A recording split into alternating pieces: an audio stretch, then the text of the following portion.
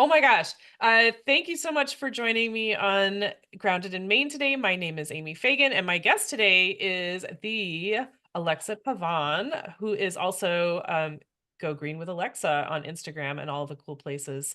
I have been following Alexa for quite a while, and we just have so much in common. And I was like, please, please, please come on the podcast. It'll be so much fun. So, Alexa, thank you so much for joining me today.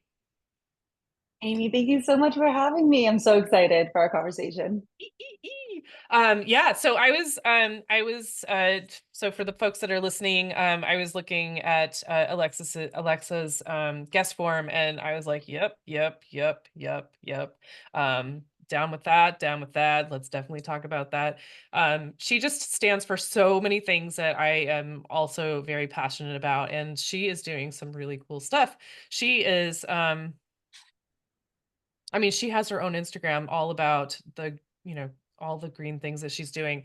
But Alexa, you were telling me before we started recording that you don't have that that point where you went from not being sustainable to being sustainable, which is so interesting because a lot of people, like previous generations were not as I mean, in different ways, I think that they were, because they were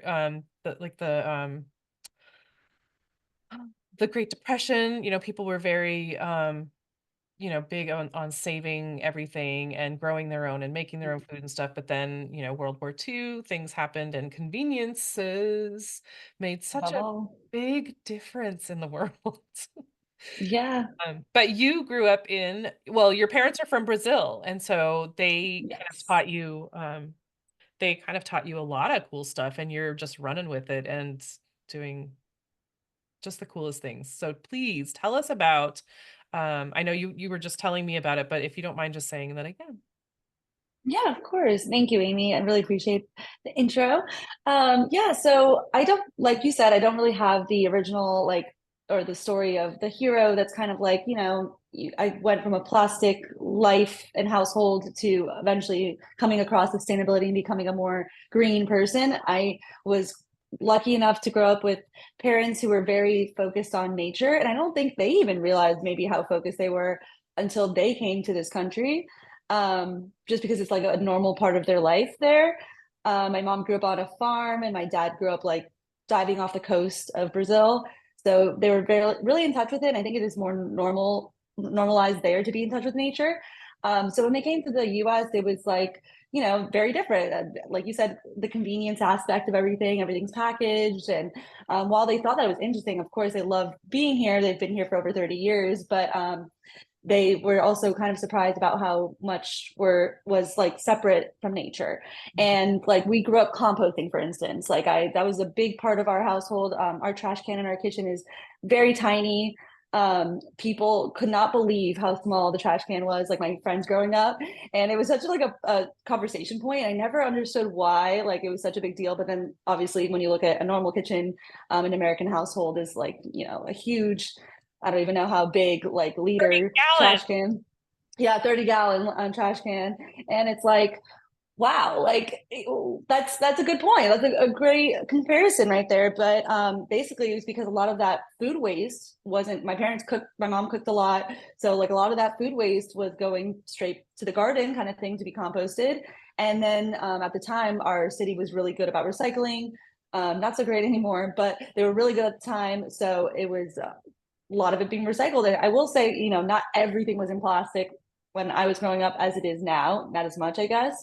Um, yeah, so it just felt like a lot of that wasn't wasted. And also my parents were really resourceful, like even reusing like 2-liter bottles and things like that, like reusing every little thing.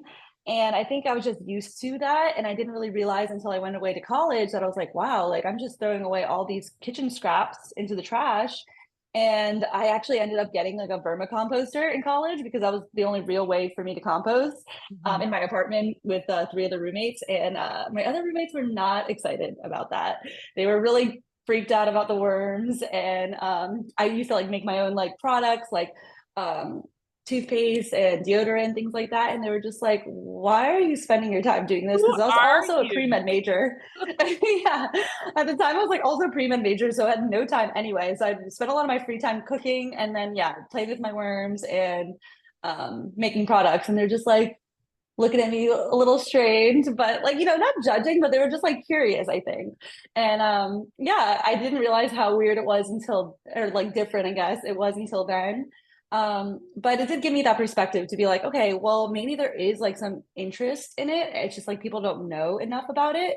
And I definitely talked, I went to school for biomedical science and public health. So that public health degree is really similar, honestly, to what I talk about nowadays in my content. Um, it's really about how everything affects one another. Like all these aspects of public health are all interconnected, just like sustainability, right? Mhm. Um, our health is associated with the health of the planet, and all those things I just find so fascinating. So, I mean, just I kind of got off topic there, but basically college brought me into like this whole other area where like there is a gap and people are interested, I think. Yeah. So it wasn't until later that I got into like, okay, how can I make this a career? Because I wasn't really sure how to do that. And up until recently, it was kind of like I knew I wanted to do something with environmentalism, but I wasn't sure how. And so content creation really has allowed me to do that. I can just imagine. I have like a visual of your roommates. Uh, and then I want to, so you had a worm compost, and were they like grossed out to even after I mean, I'm just thinking like I have a worm compost bin and you would not know it because it doesn't smell. Right. Yeah. I mean, I think they were just like, it was just the idea of it. Like there's worms in the house. And then I also had a roommate after college that felt the same way. It was like, oh, but they're going to be inside the house. I mean, they're contained in a box. So I don't know. I think it's just the idea. I think in the US too, another thing that I noticed a lot growing up, because I used to play with worms in the garden. And my mom even said the other day, she's like, I never tried to like deter you from that because I never wanted you to think it was weird to Right. play with worms. But she's like, but she said in her mind she was wondering like, oh, why are they playing with, you know, like they have no like inhibitions basically. And I honestly am grateful for that experience because she never made like those things like insects and stuff gross. Like that's a normal part of American culture, I think, to be like, oh, bugs are gross, but we need bugs. Like pollinators are so important to our livelihoods, you know, that's how we eat. And I don't think it's like that connection is made too often, or like at least by like maybe the gross bugs. Like we need those too. We need all the bugs, and it's all part of the ecosystem. So just things like that. Like it really made a difference in my life. Well, it's true. I mean, it is all connected. That's the cool thing. You put your Mhm. compost, your food scraps in with the worms poop it out, and then you use the worm castings to grow better vegetables. And like anyone can do that. And that's what for me, I love to sell the worm compost. I'm not very good at it, but I'm a huge supporter of that because you can do it anywhere. You can do it in the city. There's no problem. Yeah. And and then you can, if you're like, well, but I don't have a place to put it, but you can have um container gardens, have pots Yes. of plants and stuff. So there's really no excuse. but Yeah. but I love that. I love just that you are sort of showing how everything is connected, and it's so true. Just I mean, you were saying that you were getting off topic, but it's not really. It's just like, I don't know. It on the outskirts is a little bit like not even I can't even make that sound right. But it's totally not off topic. Everything is connected. But and so do your parents still have a small trash can, or do they not know? Yes, it's the They, same house, same trash can, and yep, still growing fruit in the backyard. They've actually expanded their horizons after they sold their scuba diving business. They actually bought land and actually garden, or not garden, but like they run an operational grove that sells like two tropical fruits. And then they also grow, like they've always grown their own fruits, but now they just have more space to do it and hmm. are like growing so much and doing so much with it.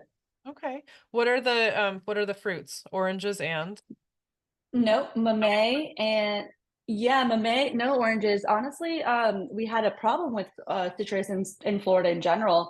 Actually, they were more in Central Florida. We're in South Florida. But there was like canker and a bunch of other diseases and problems in Florida with citrus around the 80s. And then it's honestly just gotten worse over the years. And you don't really have them here anymore. But yeah, it's 𝗚𝗿cie𝘂𝘁, which is like a variety of fruit from Mexico, actually originated from. And then longan, which is like in the lychee family, like a cousin to lychee. So a fruit from Southeast Asia. But they just both do really well here because of the tropical environments. And yeah, and there's a demand for them in the market. So it was already a grove that was, alive and well. It just like my parents took it over because they didn't want to sell it to developer, which was nice. Yeah. Yeah. I've never even heard of that. I mean, 𝗚𝗍 makes me think of grandmother. It's a really interesting fruit. It tastes like sweet potato pie on the inside, but the texture, and it's like a large fruit. It's almost like a melon sized, but not as big as like a honeydew or anything like that. Probably like half of a honeydew. And it's brown on the outside, like creamy red on the inside. I'll have to send you a picture. Yeah, and the texture is like avocado, like very thick.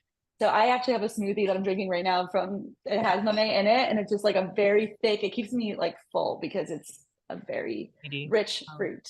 Yeah. And interesting. like my parents like even keep the seeds and they like press the seeds to get oil out of it. And like the oil is amazing, like nourishing for your skin, for your hair. And like, she keeps this, my mom keeps the seeds and then replants some of them, so everything's being used. That's so awesome. And so one of the things that I really appreciate about you is your love for the ocean. And obviously you grew up with your parents had a scuba diving business, but you are in the ocean a lot. And so you're very passionate about keeping that clean and keeping it safe. Um, and so what are your thoughts on that? I know you obviously have thoughts on everything, which is why we're here, but do you want to talk about that? um, yeah, I will say I love the ocean, everything about the ocean. I think what's not talked about enough is that regardless of where you live in, the world, but especially in the US, like there are plenty of landlocked states, but that doesn't mean that those states are not affecting the coastal regions, or like let's say your trash and your sewage and all these other, human things that we do are affecting the ocean quality. Um, and even just like lakes and stuff, rivers, a lot of these things are connected in some way. And even more so, it's connected by soil and the greater landmass. But like what we do, if there's one thing I want everyone to take away is that regardless if you live on the coast or in a landlocked state, what you do is affecting the ocean. Mm. Like the products you're using on your body, that's going to run off into the shower and go into a water treatment facility. And some of that water is being treated, some of it is being dumped, back into the ocean. So there's just a lot of things we need to consider that, and also like what is important to know is that if it's harmful for the ocean, there's a good chance it's harmful for us too. Mhm. Because, like we said, everything's connected. We are nature. So, it's a lot of like if you're improving your own health, you're also improving the environment Right. in turn. And I want to just not back up, but add to that because I know you had a post not too long ago about sunscreen. Yes. And so you were talking about what's safe for the ocean, and so if you want to just talk about sunscreen a little bit, because when you're on the ocean, you need sunscreen because Yes. that sun is much Uh, stronger with the reflection on the water. Absolutely. And in general, like, even if you're not on the ocean, you're still probably going to use some sunscreen. So it's really important that you realize the ingredients that are being used in sunscreen. The thing is that, packaging, the labels that are on packaging, let's say, terms like natural, that doesn't really have a definition. So things like reef safe actually don't have a definition either. Although I do still use the term reef safe, what I consider to be reef safe is what scientists have deemed non-nano zinc oxide, non-nano titanium dioxide, basically two mineral sunscreen ingredients that are actually physical barriers, not chemical barriers for sunscreen.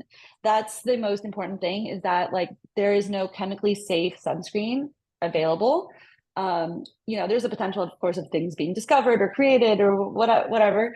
But as of right now, there's only two that we know of that is truly safe, and those are the non-nano varieties of the zinc oxide, titanium dioxide. Anything else, if it's like 𝗚𝗿𝗄𝘁, there's 𝗚𝗿𝗿𝐵𝑒𝑛𝑧𝑒, like so many different. I can send you the list to put in the show notes, but basically, it's like a list of almost unpronounceable words. And those are harming our coral reefs, more importantly. So coral reefs are super delicate, and Florida has the third largest barrier reef in the world and the largest in the continental US. So the thing is that, yeah, and although coral reefs are not like, they only take up less than 1% of the ocean floor, but they actually house 25% of all marine life. So a quarter of all the marine life that we love, like, turtles, sharks, all these fish, all these amazing things, even if you enjoy seafood, lobster, all these things, they all live in these reefs.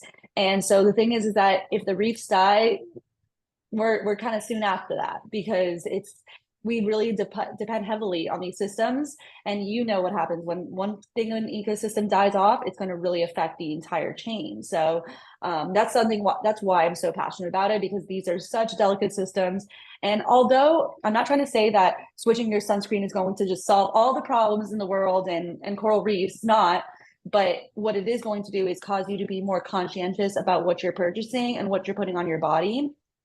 And in turn, hopefully that, other actions, and hopefully you don't just stop there, at your personal products, but maybe you advocate for legislation that is going to prevent, let's say anchoring on reefs or anything that will help bring more protections or more funding to coral reef research. All of that can help. So, like I said, everything's related, but like back to the sunscreen, that's just one thing we could do as an individual to take charge of the situation. And like I said, if it's affecting the reefs, it's affecting us. So why don't we want to just like hit both at once and make a better choice for us and the planet? If you don't want to wear sunscreen, I recommend using like a sun shirt, like UPF sun shirts that are very popular in Florida, at least. And I'm sure other people could use them too. Basically, like, it's a physical barrier that you don't have to put slathering something on your body. It's like, that's another option. Wearing hats and sunglasses and UV protection, of course, is so important. But like really caring about what's in those products is so crucial, because you're voting with your dollar with every purchase. And regardless of like, the ingredients and all that, like that is so important. Don't you want to support a company that, first of all, is smaller, not a mega corporation that just, is looking to put the cheapest ingredients in your products to make the biggest, profit margin? Like, is that what you want? Or do you want a company that uses post-consumer recycled packaging, infinitely recycled material, has a certification to prove that that their products don't harm wildlife? Like, I don't know, that seems like a better option for me and the planet. And it's just, all it takes is shifting from one, diehard brand to another, basically. And it's really just like doing a little bit of research. But that's why I also exist, is because like I want it to be easier for people that, hey, I don't want to like spend hours, I don't have time to spend hours doing research on certain brands or products. Like, that's fine, I will vet these products for you. And of course, you don't have to buy them from me. Like, some of them I'm affiliated with, some of them I'm not. That has nothing to do with it. If you want to just purchase it on your own accord, that's fine with me. It's really just about taking that initiative, and then also realizing how much power we have as consumers. It's so true. And I have so many thoughts on that. First, I think that, was it last week? I want to say it was Waste Free Planet had a post about like one drop of sunscreen could contaminate oceans and stuff like Oh, I that. didn't see that. Uh, I'm sure I'm not remembering it exactly right, but I was like, one drop? Are you serious? But it's so, and then labels are a real pet peeve, because they're just the legality of stuff, like, the things that they're able to put on there that are misleading and make you think that you're doing a good thing, and you're really not, Yeah. because we're not all scientists, and they're using these chemicals that we don't, I have the same problem with like shampoo bars. Like I can't Yes. buy a shampoo bar that I don't know what the ingredients are. Mhm. But there are so many, you know, and we like need sunscreen. So ooh, it's hard to Yeah, kind it's of know what's right. And there's so many like, um, you know, everyone doesn't understand all the things, and they, you know, they're going by the labels. And if the label says it's natural or it's, you know, what's the reef, reef safe, reef friendly, but those really have no definition. So I mean, but they can say that and someone will be like, but it says on the thing. yeah, and that's why I actually made like a series about that because it really the only way to tell is to flip the bottle or whatever it is on its back so you can see the active ingredients list, and that's what you're looking for. It's that whatever main ingredient that they have in the sunscreen, you're looking for non-nano zinc oxide, and it's irritating because it's like another step and another vetting process that we have to go through. But yeah, it puts a lot of onus on the consumer. But the fact of the matter is that that's our society. Like there's good and bad with it because it also allows more people to enter the market, of course, which is great for the economy. But then there's also the downsides of less regulation or not as rigid regulation. Right. And just, yes, the things that slide through are just so, it's so frustrating because you feel like you're doing something good and you're not. And Yeah. oh gosh. And the same, Greenwashing is so insidious. oh, it's terrible. But so yeah, I'll have to find that in about the one drop, but I was just like, oh, I don't wear Yeah, sunscreen. I prefer to not go outside if it's gonna be too sunny. Because I just I hate don't blame putting you. the stuff on me because then I just get all greasy and heavy and sweaty and blah. Um, I also don't like to get burned, which I do because I'm very, very light. But so when you had touched on one of the other things that I really appreciate about you is the individual choices and community advocacy. But like, you know, it does matter. It does matter what we're buying, what we're putting on, what we're, you know, what we're wearing in the ocean, that type of thing. And you know, you're saying voting with your dollars, and that is, gosh, it's so important. We just have to be more educated. And so we just need people, we need people like Alexa who are doing that research for us. And we just need to know who to follow. Yeah, I mean, and I'm always learning also. Like if something changes or if I maybe find out something about a brand that I didn't know beforehand or a product, I am more than willing to say, wait a second, that actually happened to me already. I years ago switched to instead of having like a big jug for laundry detergent, I switched to the PV like the sheets, right? So I was like, wow, this is amazing. Like, this is the future, sheets of detergent, just the concentrate. You don't need water, right? Because a lot of these companies, body wash, shampoo bottles, it's all full of water. That's the first ingredient. And that would really annoy me because it's like, okay, we have water at home, right? Like, it's just like when your mom says you have food at home, like, we have water at home. So why are we doing that? So I bought the sheets thinking I'm doing a great thing. I use them for years, which pains me to think about now. But then I recently found out, like in the last year, is that they're made of PVA, like they have PVA in it, polyvinyl alcohol, which is not biodegradable. And they some people insist that it is, and it's not. It's been proven to be like found in our waterways. So it's like extremely sad for me to have to go through that. But like I made a post about it the other day because it's something that we should all be talking about. That like, okay, we all make mistakes, and that's totally fine. That's like my whole thing, my whole idea behind my account is imperfect sustainability. A lot of people are like, well, why should we be sustainable if we can't be like perfect? Like we can't we still have to do this, we still have to use cars to go to work, we still like with gas, and we still have to do we still have to buy packaging like in the grocery store. We can't control everything, and the point is not to control everything. It's really just doing what's in our control, right? So it's like it's so much more liberating when you see it from that perspective rather than feeling like you're a victim to everything around you. It's more like, no, you should feel empowered that you have we're lucky enough to have options at least in this country, so that's great. We can make a better choice, is that, but it's just that we have to be educated first. And that does take an extra step. So yeah, the polyvinyl alcohol, like that's persistent in not just the laundry sheets, but the those dishwasher pods and those laundry pods that people use. Right. So it's just like, yeah, and it is disheartening because you try to explain this to others. And sometimes they're like, well, I did this because it was a better option. And I totally understand that. And I hate that feeling of like, greenwashing essentially, like you thought you're making a better decision, Right. but really they're just capitalizing, like companies, bigger companies typically are capitalizing on, eco-friendly consumers. So it's one of those things we have to learn. We have to just keep learning. And that's what I love about sustainability is that there is no end goal. It's just a journey, just like anything else, like let's say eating healthy or fitness, all of it is a journey. You're never going to just get to this enlightened version, of perfect version of you. Right. You're constantly working at it.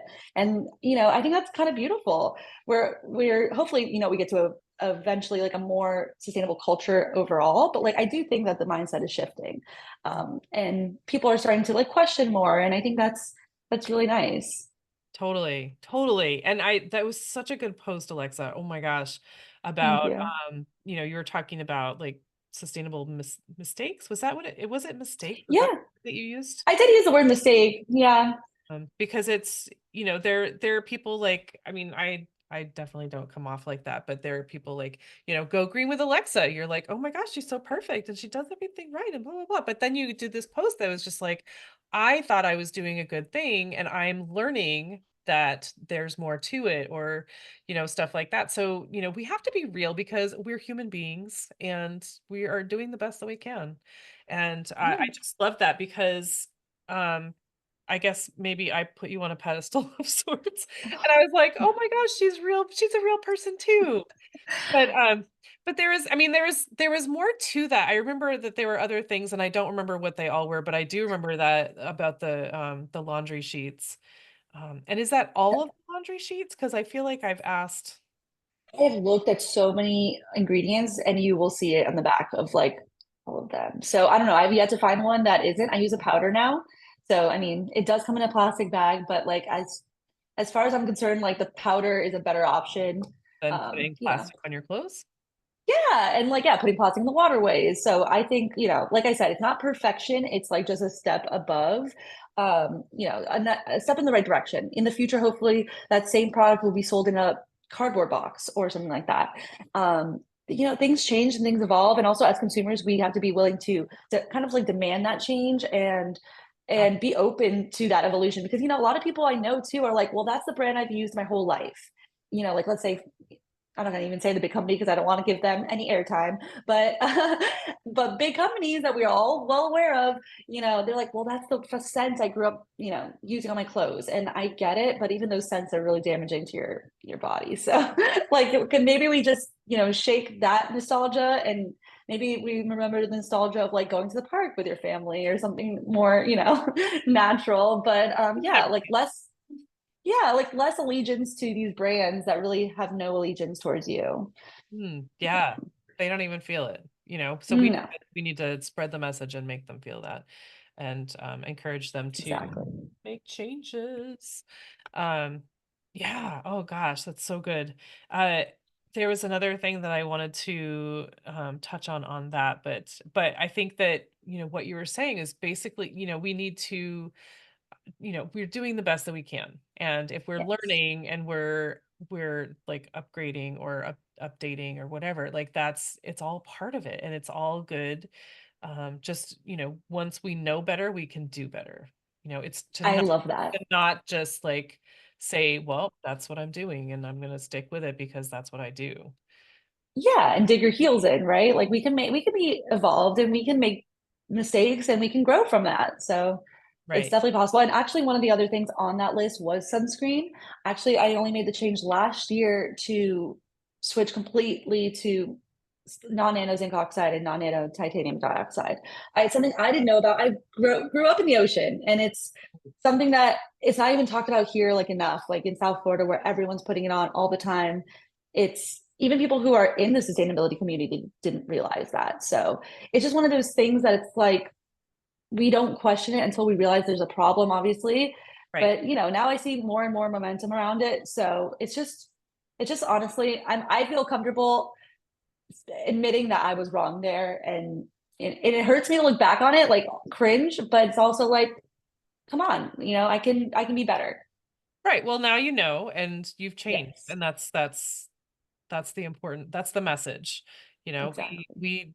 we do the best that we can with what we have and what we know. Mhm. And then when we learn more, we do better. Yeah. But so I love, oh my gosh, I love that. Everything, oh my gosh, I'm loving it all. But and so another thing that I wanted to touch on that you do,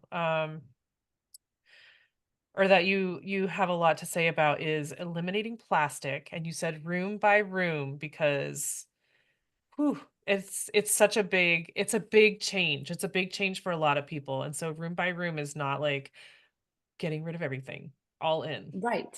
Oh, yeah, exactly. It's such a daunting task to say you want to eliminate. Like, I don't even use the term like zero waste because I don't actually believe that exists.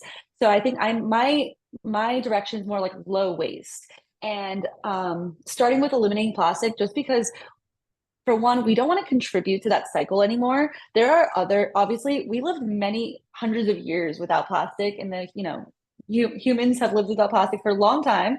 So we can go back to that. I fully believe that. So it's really just getting a handle on what we have that's plastic, kind of becoming aware first, and then just making simple swaps over time. And I totally understand that it can be overwhelming financially to make these changes. So that's why I just say room by room. And I always say start with the kitchen, just because that's like the place where all your, food is coming in contact with your, your Yeah. body essentially. Yeah, you're ingesting that plastic in some way. So, some simple things like switching out your utensils, like instead of having like plastic utensils to stir your food, you're going to use wood or bamboo, some kind of natural fiber, switching your cutting boards from plastic to bamboo or natural fibers. Looking at your detergents, like what you're using soap wise, and like your sponge, or switching it from your sponge to like a brush, and really just thinking about those like little things where you can just not include plastic, because unfortunately plastic sheds, and so it Especially when it's has it, yeah, especially when it's heated. But like especially when you're like cutting things, like I don't think people realize how much your cutting board is like it's leaving microplastics in your food. So it's just another way not to contribute to the system of plastic, right? We want to try like to eliminate the further purchasing, not just of single-use plastics, but I think even the plastics that you use daily. Um, and just going by room seems a little less daunting, at least in my opinion. Starting with the kitchen, and then I like to go to the bathroom and be like, okay, well, I think shampoo bars and shampoo or conditioner bars and soap bars rather than body wash kind of thing are three great places to start, because honestly, like I have really long hair, to be honest, and a lot of people tell me like, well, it doesn't work for my hair, and I totally get that. I think it's a trial and error thing, kind of like shampoo and conditioner is normally. You got to find what works for you, but really the actual use of it is fundamentally easier, I think, than dealing with. Actually, I made a swap recently, and it's one swap that I was so resistant to make, which is really funny that yes, I have resistance to swaps as well. Um, Toothpaste tablets.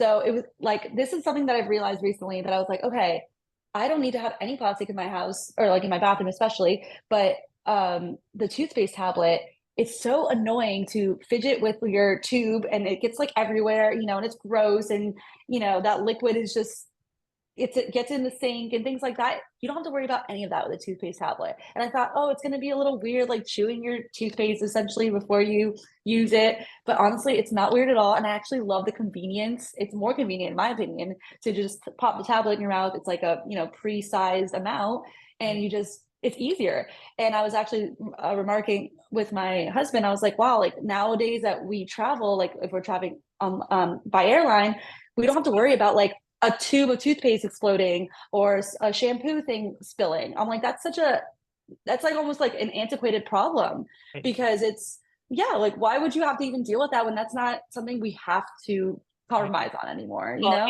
and with you have to have like the tiniest toothpaste size because for flying, Yes. stuff like that. Yeah. And this thing, you bring the full size shampoo bar, full size like tablets, like, like it's crazy. Yeah. I make my own tooth powder. I love that. I did that in college. I hate the tubes. Right, you did. And you were made fun of.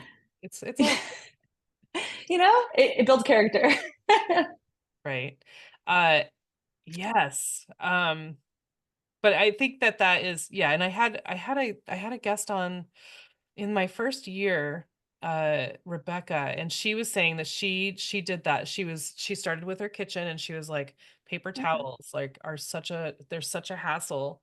And so that was the first thing that she ditched, and she got the Oh, unpaper towels. wow. And she was like, I still have them. They're under a cabinet, like they're out of sight. So you're gonna Same. first grab the unpaper towels, and if you really, really, really need them, then you know that they're there. But it's just the first thing. And she was like, I needed a trash bag and I just needed to dump it all out. But it's not recommended to do that, because then you're also wasting products. So Right. So use that's what you have.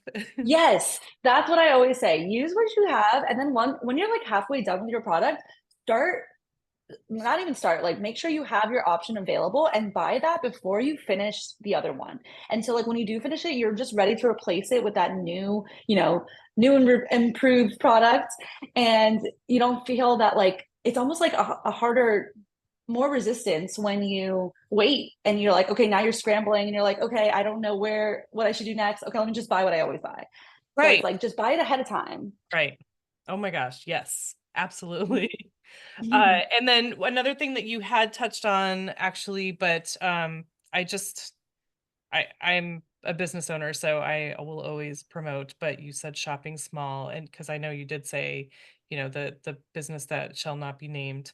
Um, but if you shop small, not only do you know exactly what's in there, you can talk to them sometimes, and Yeah, and you're making a difference for them. Where as those big absolutely. companies, they don't even know you. Right. And I just think that there's not, I can't think of one pro of shopping, even the convenience thing, like I don't even see that as a pro, um, because there is a cost to convenience of any form. But I think that like, I mean, I know I'm partial. I grew up in a small business, but just being part of someone's dream and like supporting them on their journey is so much more influential than it is for that billionaire that's already like, they don't even notice if you stop buying from them. They have, millions of other consumers that are going to keep buying, unfortunately. But like obviously over time, hopefully less and less. But supporting a small business is just so, like that is how the US became so incredible, is having all these small business owners from all different walks of life like funding their dreams and working together. And that's where that community aspect also comes into play. We really want to see our communities thrive. That's the best way, is to support local businesses, because they're the ones helping the community directly. All that money is going into the economy there, and why not just help a small business, like a family or a single person, like anybody. Like it's such a direct transfer of support and resources that it's a no-brainer in my opinion. Right. Um, I don't know what the resistance is necessarily to small business shopping. I think maybe part of it is convenience, but I don't think people realize how impactful it can really be for that person.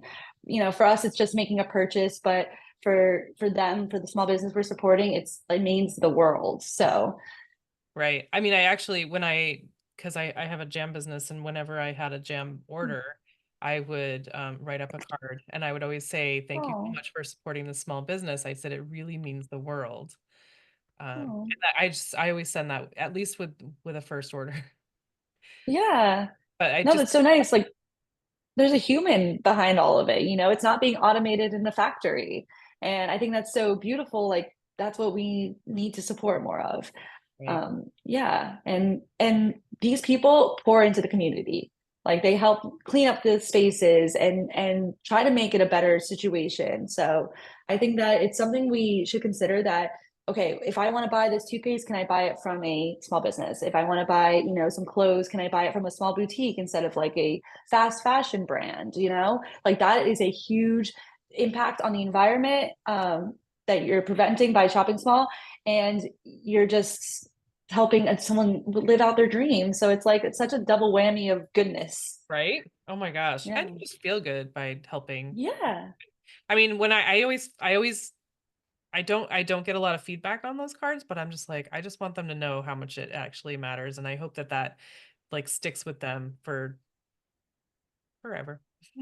Oh, yeah. Like, I made a difference in someone's life just by buying something that they made. Absolutely. And it's like that love that's poured into it, and just not, and just knowing that it's actually directly supporting you. Because unfortunately, I don't think a lot of people know is that these giant corporations are owned by like 3 or 4 different, investment firms, Right. private equity firms. And I think that, like, why are we going to keep supporting these few, you know, giant corporations when we could be supporting the average neighbor that we have, like the person that's more like you and me than anything else. Like, we don't have anything in common with these, mega corporation leaders. We have something in common with each other. Yes, that is very true. Uh, oh my gosh, this is, I'm like, I'm sorry, I'm sort of fangirling. I'm just like, I can't believe I'm talking to Alexa. This is so fun. I feel the same way. I'm like, I can't believe I'm on this podcast. But so another one of the things, so I just I love everything you do, of course, but you had also said, to be more in touch with nature because it really, it grounds you and it just makes you feel closer to, and for me, one of the things I've talked to a few people that just they help us to feel awe, like to find awe in the world. And so if you find that, if you feel that, like, you're going to care, you're going to want to help, you're going to want to be healthier. And so I love that you say that, and that's so important to you. Of course, you grew up with a diving business, but I I want to hear your thoughts on that because I'm not being graceful. No, I totally hear what you're saying. Like, it's really just it's such it almost feels like a complicated concept, but it's really not. Like, it's just that we're kind of conditioned in our society to just keep on going on to the next. And, like, it's that hustle, hustle, hustle, and fast-paced life. And that's why that convenience is so convenient, because it's like, okay, why would I stop and think about it? I just need to, like, get to the next thing. But what I'm trying to say is that, like, how about instead of trying to get to the next thing, we kind of just try to slow it down? And thankfully, I mean, that is the shift in conversation lately, in our society, at least what I've been seeing. It's like a lot more of like, let's slow it down. And I think a great way to slow things down is nature, because it's so hard not to be present in nature. And I think that, if that's not a normal part of your life, like for me, like, I go crazy if I don't go on a walk at least every day, even if it's like just for 10 minutes. And it's really hot in Florida. So, like, it's not like the easiest thing to do, but it's a necessary part of like my mental health, for instance. And I think that if you're not somebody who like normally incorporates nature into your life, I think you can start doing it. And I even kind of made a post about that today. And it was basically saying that, like, if you can just take your coffee outside and just sit outside with your coffee and enjoy, the local foliage, and just hear the sounds of the birds, or look at some butterflies, like, that is so much that over time really accumulates. And I think that it will also stretch you and kind of be like, okay, maybe I want to spend more time in nature, because, like, the result, the feeling is Addictive. so, yeah, addictive and like impactful, right? Like, and then after a while, like, you just want to spend more time in nature. Like, for me, like, I worked for many years in an office without windows, and I dreamed of having a window kind of thing. And I was like, I don't want to work in I don't want to have a lifestyle where I'm like, can only be outside for a couple hours a day. Like, I want to figure out a way to incorporate it into my daily life. And I guess in a way, sustainability lets me do that, and content creation lets me do that. But anyone could do it. Like, you could have your coffee outside, you can just take a 10-minute walk around your neighborhood, visit a local park. Like, instead of going to a business, kind of like, let's say, like a Chuck E. Cheese or something with your kids, how about you save the money and you go to a park instead and let them run around? Like, I think that's just rethinking maybe the activities or the societal norms that we've been taught, like, this is what you should be doing. Like, let's shirk that and try to be like, okay, how can I think outside the box? How can I feel more in touch with nature and bring that simplicity back, that presence back? And then we can also not fill our lives with like purchasing and scrolling, like online shopping more, like, because I think that's what you see a lot. It's like that addiction to Amazon is because people are always online looking for that next dopamine hit. What am I gonna, that package that's gonna come to my door? But in reality, that's just such a temporary high, and it's just depleting your dopamine level so much more. So, Wow. like, yeah, like, nature actually helps reset you and create that normal dopamine level that we should have. We weren't meant to be behind screens all day long and live the lives that we do now, but And I'm not saying that we can all go back to like, spending all day outside and not having any responsibilities. I'm not saying that. I'm just saying that what we can do is incorporate it more into our daily lives instead of being like, let's take this meeting, over Zoom. Why don't we take it on the phone so I can walk and talk? Things like that. Right. Just, it really does take a little bit more rethinking in the beginning, but I think that if we make those changes, it's so impactful. And like you said, like once you like nature, it's so addicting, you want to protect it. Mm-hmm.